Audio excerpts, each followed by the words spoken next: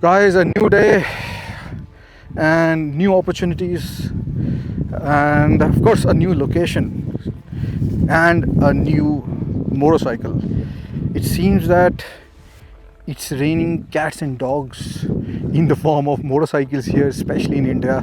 The sheer power of the number of young people that India has pushed a lot of companies to make bikes like these. So this is the new Super Duke 1390. Well, I'm just joking. This is the new Duke 390, but doesn't it look much bigger than that? And that is what KTM set out to do with the 2024 Duke 390 here.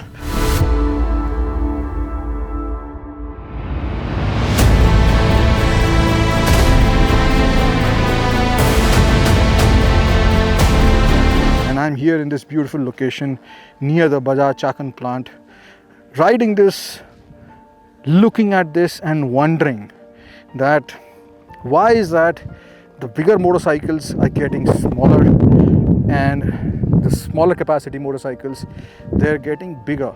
This motorcycle is primarily aimed at people who want to basically own bigger bikes later in the timeline of their lives. I mean, this was my first motorcycle. I would just go gaga over the looks, over the performance, and basically the whole package that KTM has put together. It's quite unbelievable. This bike is majorly for young people and there is no two ways about it. Let me start by talking about the looks of the motorcycle. So definitely from the front, especially the front 3/4, bike looks absolutely huge. I mean, it does not look anywhere near like a 400cc motorcycle. These shrouds here, they go almost all the way down. They knew that they had to make it bigger for a person to aspire probably for the Super Duke, and they wanted to sow the seeds of that with this 390. If you recall, the first Baby Duke, which was launched in 2011, it took the entire motorcycling fraternity in India by storm.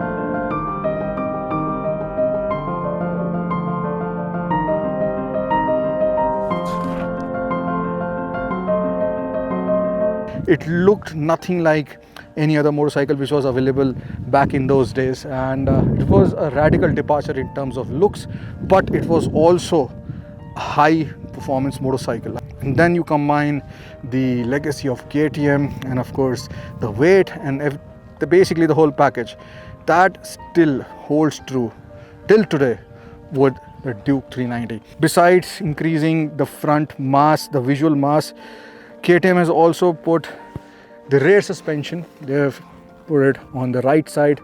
It is offset, and that allows for many other things, including a larger airbox. But this, KTM says, is done because of following the bigger Duke design philosophy, and that's why they have done this majorly. And then you have fewer spokes in the wheels. You also have two colors that were showcased today. This one is majorly orange with an orange seat. KTM means orange for most of the motorcycling world. And the other color is blue, black and little bit orange.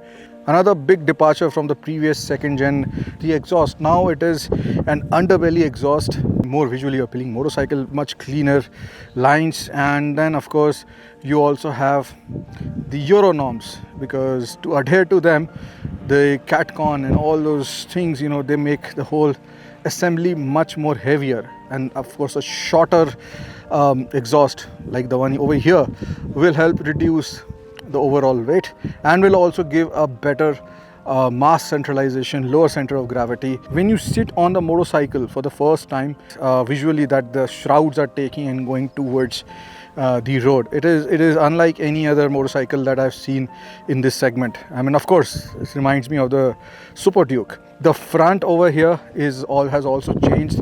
You've got an all LED light setup. The rear is not as radical as the front, of course, because it is also very sleek. Tail lights could have been more radical to match the rest of the motorcycle, but I'm not complaining. You know, it's not bad at all. It also has lost the rear tire hugger. They have actually got fins over the top of the tail assembly here, and I've never seen these kind of fins. And this is of course to stop the backlash, and of course in rains, you know, so that doesn't get onto you, the mud and splashes. The sari guard, which obviously you will remove. I mean, at least I do that on any new motorcycle, and that will also help probably reduce 400-500 grams. So according to me, this version of the Duke 390 is much better looking, depends on what you want.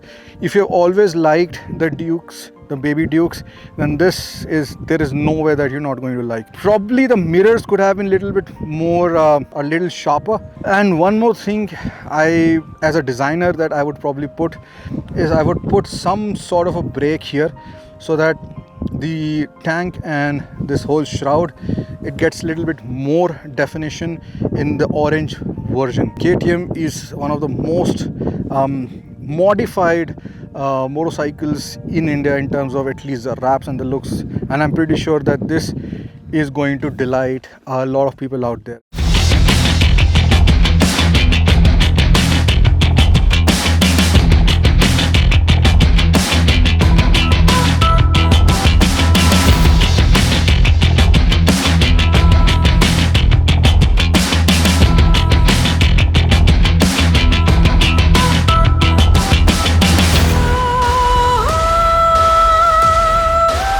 So there are key things which actually make a motorcycle, the pillars that we can say. So first is of course the looks, especially in this segment, because youth, you know, all that young energy, I mean, they want to stand out, they want to be different, they want something which is fast, nimble, agile. So that thing is sorted with the 2024 Duke 390 here. In an age where we are shifting to EVs, KTM has revamped the engine. They have actually added more cc's, and as you know, there is no replacement for displacement. So with around 26 cc's more, it means that they can have a little bit more power, like 1.5 horsepower and 2-3 newton meters of torque more. Power and the torque both arrive a little bit earlier in the new KTM 390 Duke, which means that it is more rideable on the road. It's got a better ride quality in traffic, more peppier exiting the corners, especially in the mountains where you cannot carry too much of corner speed, of course, because it is not a track. You have something called the VFM, the value for money proposition, which is a function of a lot of things, you know, the power, the electronics package, and the feature set. We still have companies coming out with ICE vehicles like this, although they have a lot of electronics inside them. Now it also has launch control. I don't know where and when you will need it, but it's nice to have. It has different riding modes, of course, with the track mode also getting a supermoto mode where you can switch off the rear ABS. So the quick shifter is here, of course. It is important to talk about the Apache RTR 310 here. This is not a Camaro, but it was just launched 3-4 days ago. And the kind of electronics package they are offering is pretty much insane, you know, and we all probably know about it already. So it's not only a war about how a motorcycle will look, the performance, but it's also about how many electronics you can cram into this. One more pillar which is very important is the after sales service and the availability of spares. KTM has built that network over the last 11-12 years since it was first launched in India. And one of the biggest changes that they've brought to the new Duke 390 are the front and rear suspensions. Now they're both adjustable. which means that if you carry a pillion, if you don't, if you want to have a hard ride, if you're going on the track, more stiffer ride, you can do all those kind of things. The spokes, the alloys that you see are lesser than the previous generation, which I think have shed around 1.5 kilograms. The front disc, you can see that this design enables them to actually shed a little bit more weight. The bike actually turns quicker than the previous model, and of course is overall lighter. I haven't owned an KTM for a very long time. This time I might just get it. The thing with Bajaj is, KTM is, they give us a spec sheet for comparison. Interestingly, that spec sheet does not have the Triumph 400. That's like more like a roadster. This one is completely like a street fighter, like a hooligan. I rode this in 3 type of places today. The first was the Bajaj test track at Chakan. Second was the roads of Pune, and then the country roads like this, and of course little bit of off-road. Now I think the main advantage of the Duke 390 is that it's light. Other thing which I felt, if you talk about track, it's very precise.